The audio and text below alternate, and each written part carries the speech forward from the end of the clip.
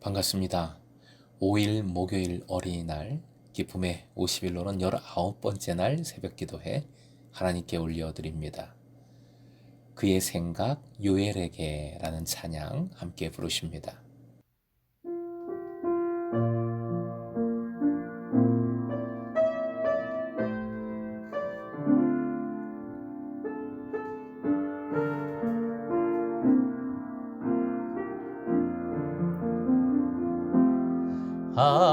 하나님은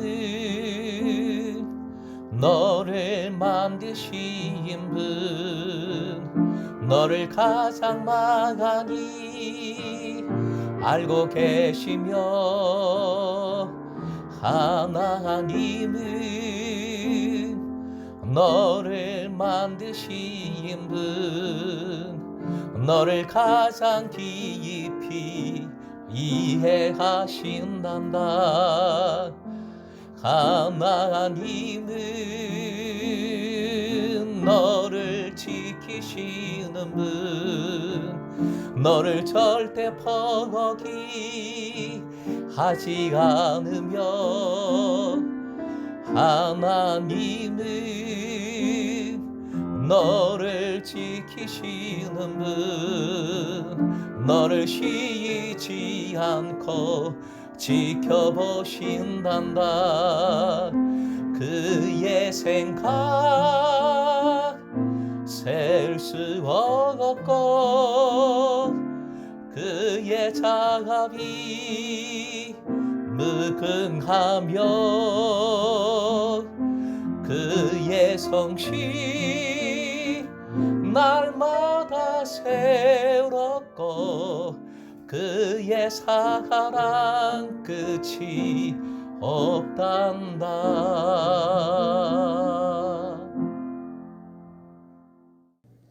오늘 허락하신 하나님 말씀 출애굽기 20장 12절부터 17절까지 12절에서 17절까지의 말씀 함께 읽겠습니다.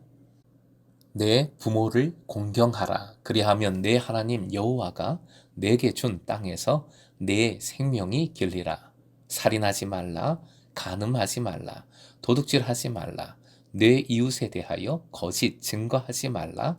내 이웃의 집을 탐내지 말라. 내 이웃의 아내나 그의 남종이나 그의 여종이나 그의 소나 그의 낙이나 무릇 내 이웃의 소유를 탐내지 말라. 오늘의 기도 제목, 주님 사랑하여 십계명을 지킬 때 되게 하시는 은혜를 누리게 하소서. 주님 사랑하여 십계명을 지킬 때 되게 하시는 은혜를 누리게 하소서. 오늘 어린이날인데 부모 공경에 관한 십계명을 묵상하게 되었네요. 12절은 부모 공경에 대한 명령으로서 독특한 특징들을 가지고 있습니다. 첫째, 사람과 관계된 첫 계명이고요. 둘째, 사람과 관계된 계명 중에 유일한 긍정적인 명령입니다. 그리고 셋째, 유일한 약속이 있는 계명이지요. 생명이 길다는 것은 단순한 장수를 말하는 게 아니지요. 연결해서 에베소서 6장 2절 3절 말씀 함께 읽겠습니다. 내 아버지와 어머니를 공경하라. 이것은 약속이 있는 첫 계명이니 이로써 네가 잘되고 땅에서 장수하리라. 잘됨과 장수함이 함께 나오고 있습니다. 그게 진짜 복이지요. 잘되고 해서 된다의 헬라어는 기노마이라는 단어입니다. 만들어지다, 생겨나다, 되어지다 라는 뜻인데요. 신약에서 650여 번 걸쳐서 사용되고 있습니다. 태어나다에서 자라다, 그리고 열매를 맺다까지 모두 기노마이가 사용이 됩니다. 하나님께서 태어나게 하시고 자라게 도우시고 결국 열매 맺게 하심이 기노마이로 기록이 되고 있는 것이지요. 일이 일어나다, 생기다도 기노마이입니다. 하나님께서 모든 일, 역사의 주관자이시며 그 일이 일어나고 또 잘 되도록 허용하시고 인도하시는 분, 또한 하나님이십니다. 예수 그리스도께서 십자가 위에서 다 이루었다 라고 말씀하셨지요. 그 다 이루었다, 바로 기노마이가 사용이 되었습니다. 이를 시작하시며 완성하게 하시는 분 예수 그리스도이십니다. 구원의 완성자 우리 예수님이십니다. 결국 주님을 깊이 의지하는 자, 주님을 온 마음을 다해서 신뢰하는 영혼은 하나님의 뜻 안에서 일이 잘 되어지는 키노마이의 복을 누리게 되는 줄로 믿으시기 바랍니다. 하나님께서는 오늘 본문의 십계명을 통해 부모 공경의 명령을 통해 부모를 공경할 때 기노마이해 주시는 은혜를 경험하게 될 것이다 라고 약속해 주고 계시는 것입니다. 그렇다면 부모 공경은 구체적으로 어떻게 하는 것일까요? 공경함은 원어로 카베드인데 이것은 무거운 중량을 뜻하는 단어입니다. 명예롭게 여기고 영광스럽게 여기고 그리고 책임지는 것을 의미하는 단어이지요. 공경이란 결국 첫째, 부모님을 명예롭게 여기는 것입니다. 세상적으로는 명예로울 게 없다 할지라도 나의 부모님이라는 것만으로 명예를 돌리라 라는 명령이지요.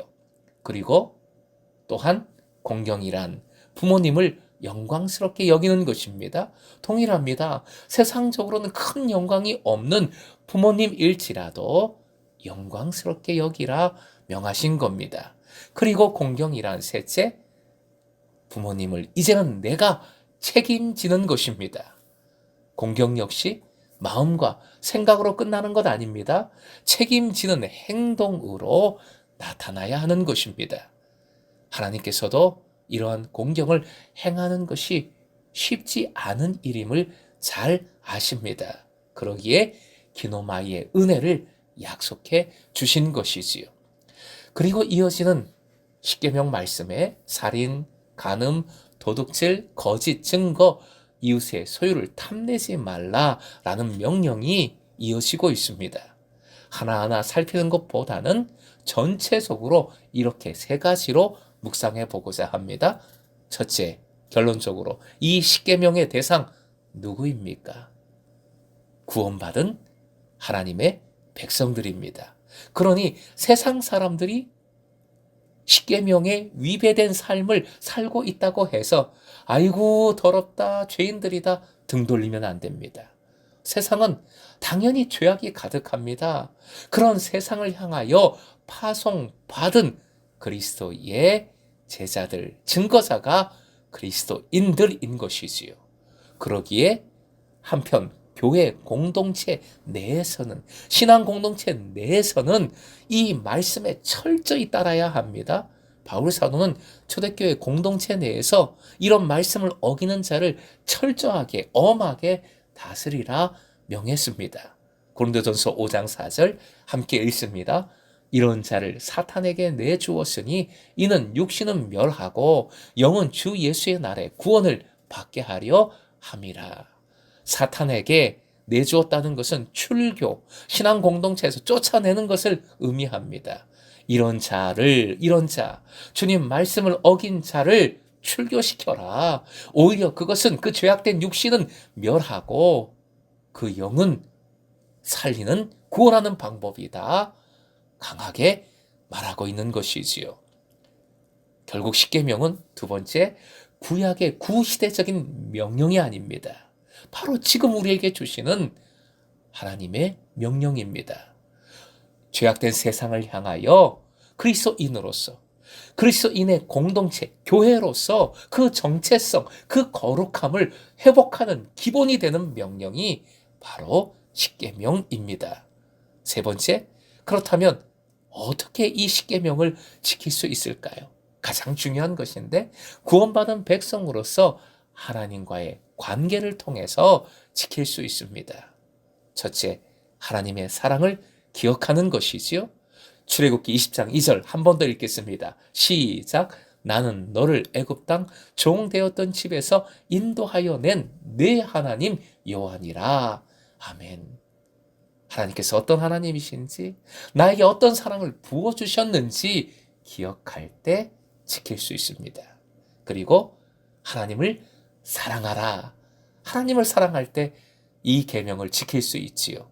요한일서 5장 3절 시작. 하나님을 사랑하는 것은 이것이니 우리가 그의 계명들을 지키는 것이라. 그의 계명들은 무거운 것이 아니로다.